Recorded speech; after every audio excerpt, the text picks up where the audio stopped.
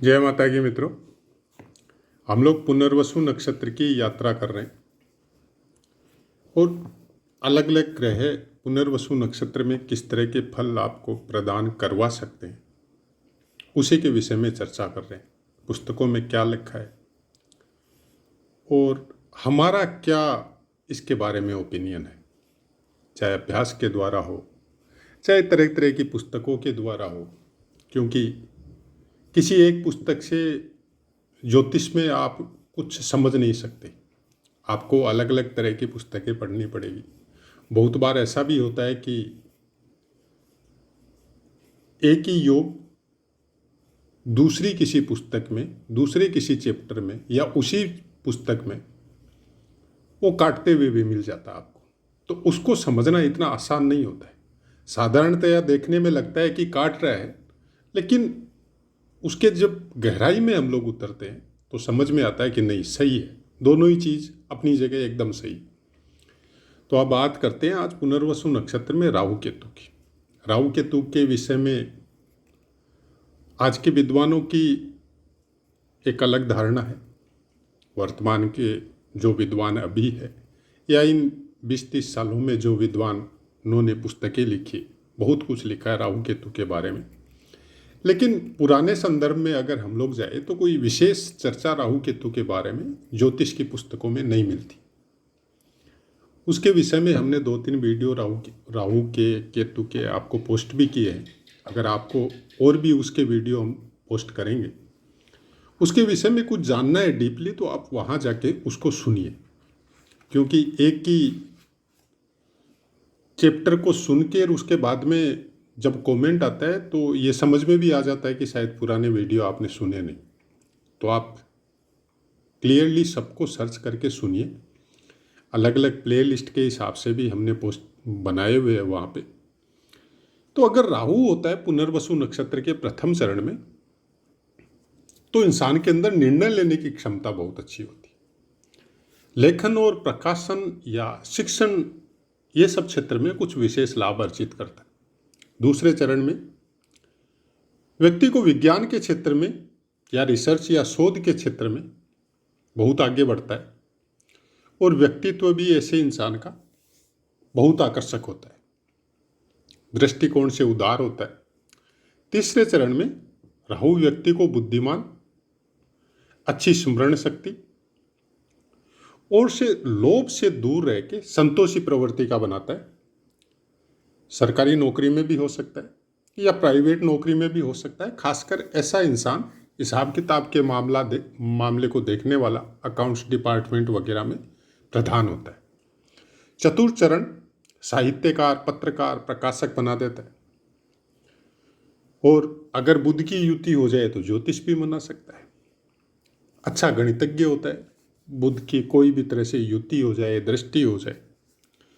और जहां बात है केतु की पुनर्वसु नक्षत्र में, तो केतु में कोई विशेष अच्छा फल नहीं बताया गया। अब इतना सा ही चैप्टर जिन्होंने ये पुस्तक लिखी है नक्षत्रों के बारे में, राहु केतु के विषय में कुछ इतना ही बताया, कोई दृष्टि वगैरह का पुस्तक में नहीं लिखा हुआ है। बहुत से वीडियो में हमने राहु केतु के विषय में बहुत कुछ बताया आपको। अब राहु केतु को समझना बहुत मुश्किल है। एक छोटा सा एग्जाम्पल देते हैं आपको। आप किसी पोस्ट को देखा आपने, किससे कोई फेमस आदमी है, चाहे वो राजनीति के क्षेत्र से हो, चाहे संगीत के क्षेत्र से हो, चाहे धार्मिक क्षेत्र से हो, और वो बहुत फेमस है और उसके वीडियो बहुत देखे जाते हैं, बहुत सुने जाते हैं और बहुत पसंद करती है देश की और विदेश की जनता। अब एक इंसान ने क्या किया, उसके अगेंस्ट में उसी का वीडियो का एक कट लेके, थोड़ा सा काट के उसका स्पीच दिखा के और उसके ऊपर अनाप शनाप अनर्गल जो कुछ था सब बोल दिया और बोल के वीडियो पोस्ट कर दिया। अच्छा, यूट्यूब, फेसबुक, इन लोगों का भी काम क्या है, नेगेटिविटी ज़्यादा दिखाते हैं। अब उस वीडियो को उन्होंने बहुत आगे पोस्ट करना, मतलब लोगों तक पहुंचाना चालू कर दिया। और थोड़ा सा के पास पहुंचाया तो लोग क्या है कि जैसे 1,000 आदमियों के पास पहुंचाया यूट्यूब फेसबुक ने, तो उन 1,000 आदमियों ने क्या किया, उस पर कॉमेंट मार मार के शेयर कर करके लाखों आदमियों तक पहुंचा दिया। जिसने, चाहे कोई साधु संत का वीडियो समझ लीजिए, जिसने उसके उनके ऊपर गलत आक्षेप या गलत कमेंट किए थे उस वीडियो में, उनका मेंटली कोई व्यू नहीं था उनको बदनाम करना या उनके साथ कोई गलत करना या उनके प्रति गलत भावना, कुछ नहीं था। उन्होंने जस्ट फेमस होने के लिए अपनी बुद्धि का उपयोग किया और वो बुद्धि उनकी क्लिक हो गई। उनके 24 घंटे में या 2 दिन में ही 50,000 सब्सक्राइब बढ़ गए और वो वीडियो इतना फेमस हुआ उनका कि 10 लाख आदमियों ने देख लिया 2 दिन के अंदर। ये है राहु। अब इस राहु को आप किस तरह से समझते हैं? दुनिया भर की उसने गालियां सुनी, दुनिया भर के आक्षेप सुने, दुनिया भर के गंदे गंदे कमेंट सुने, लेकिन उसको कोई असर नहीं हुआ क्योंकि उसका टारगेट टच हो गया। उसको पता, उसको जो वो सोच के जो चीज़ उसने बनाई थी वो उसका काम हो गया। ये राहु। अब अगर आप इस लाइन में जाना चाहते हैं तो आपको अपनी बुद्धि पे नियंत्रण रखना पड़ेगा और उसी लाइन में जब आगे बढ़ते जाएंगे तो राहु आपकी हेल्प करता जाएगा। और धीरे धीरे फिर क्या होगा, यहां तक तो ठीक है कि आपका मन में कुछ नहीं था, धीरे धीरे क्या होगा, नेगेटिव वीडियो बनाते बनाते लास्ट में आप खुद भी नेगेटिव हो जाएंगे और उसका असर आपके जीवन पे या आपके परिवार पे या आपके बच्चों पे, सब पे आएगा। वो धन कोई काम नहीं आएगा। राहु आपको मौका देता है ये सब धन कमाने का, लेकिन अगर आपने वो सब धन में अपने पैर आगे नहीं बढ़ाए, अपने दिमाग को आगे नहीं बढ़ाया, उस यात्रा में आप चले नहीं, तो फिर राहुदेव समझ जाते हैं कि ये गलत लाइन में नहीं जाएगा। इसके ऊपर गुरु का विशेष इफेक्ट है। फिर आपको सही रास्ते में लेके जाएगा वो, फिर आपको भक्ति में लेके जाएगा, फिर आपको ज्योतिष में लेके जाएगा, फिर आपको वेद वेदांग में लेके जाएगा, फिर आपका मन ऐसा करेगा कि लोगों का भला करे, सबके लिए अच्छा सोचे। राहु वहाँ हेल्प करेगा फिर, क्योंकि राहु के बगैर या केतु के बगैर कलयुग में आप सोचे मैं भक्ति कर लूँ, बहुत मुश्किल है। आप सोचे मैं नाम कर लूँ, बहुत मुश्किल है। कोई एक वीडियो पोस्ट आई थी ने कि फेसबुक में कोई पोस्ट हमने देखी थी कि फेमस आदमी कौन से ग्रह की वजह से होता है, तो सबने वो मोस्ट प्रोबेबली 90% आदमियों ने सूर्य को लिखा। बहुत मुश्किल है ग्रहों को समझना। अगर आप पुस्तकों के द्वारा समझ लिए कि भाई सूर्य की वजह से फेमस होता है, क्योंकि पुस्तकों में लिखा है सूर्य प्रकाश पुंज है और सब ग्रह उसके ही चारों तरफ चक्कर काटते रहते हैं, इवन पृथ्वी भी, सूर्य भी किसी का चक्कर काटता है। हो सकता है पुस्तकों में नहीं मिले, लेकिन अब आप जब साइंस में जाके देखते हो तो आपको पता चलता है अपनी आकाश गंगा का सूर्य भी चक्कर काट रहा है। लेकिन सूर्य जो देता है आपको, क्या बाकी ग्रह नहीं दे सकते? जब ज्योतिष शास्त्र की पुस्तकें पढ़ते हैं, हमने बहुत बार वीडियो में बोला है कि प्रस्तावना में ही आपको मिलता है कि कौन से ग्रह के पूर्ण अंश लेके कौन सा अवतार हुआ है। चाहे वराह अवतार हो, कुर्म अवतार हो, कृष्ण अवतार हो, राम अवतार हो, परशुराम अवतार हो, सब ग्रह के अलग अलग ग्रह के पूर्ण अंश लेके वो अवतार हुए और आज भी हम लोग उनको पूजा करते हैं, उनको प्रणाम करते हैं। केवल सूर्य की वजह से ही आप फेमस हो गए ऐसा तो कोई जरूरी नहीं है।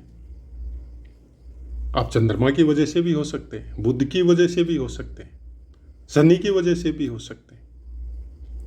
जरूरत है उस ग्रह के कितने अंश आपके अंदर है, उस ग्रह का जो स्वभाव है, उस ग्रह की जो क्वालिटी है, वैसी क्वालिटी आपके अंदर कितनी % है, ये आप खुद जज कीजिए अपनी कुंडली के ऊपर। बल अगर ज्योतिष शास्त्र की मैथ्स के हिसाब से जाए तो षट बल के अनुसार आप पता चल सकता है आपको कि आपका कौन सा ग्रह ज़्यादा बलवान है आपके लिए। फिर आपके स्वभाव के अनुसार आप पकड़ सकते हैं कि मेरा दिमाग कौन सी चीज़ में ज़्यादा अच्छा लगता है, आप आराम से पकड़ लेंगे। फिर भाव बल देखिए, आपकी जन्मपत्री में कौन सा भाव ज्यादा बली है, वो भाव बल से आपको पता चल जाएगा मैथ्स में। उसके अनुसार आपको पता चल जाएगा से आपका चतुर्थ स्थान बहुत ज्यादा बली है। तो आप अपने स्वभाव में देखिए, क्या आप माता के ज्यादा निकट है? क्या आपको पृथ्वी मिट्टी बहुत पसंद है? बहुत से आदमी सुबह जल्दी उठते हैं और थोड़ी देर मिट्टी में बैठते हैं, उसकी सुगंध लेने की कोशिश करते हैं, बहुत अच्छा लगता है उनको।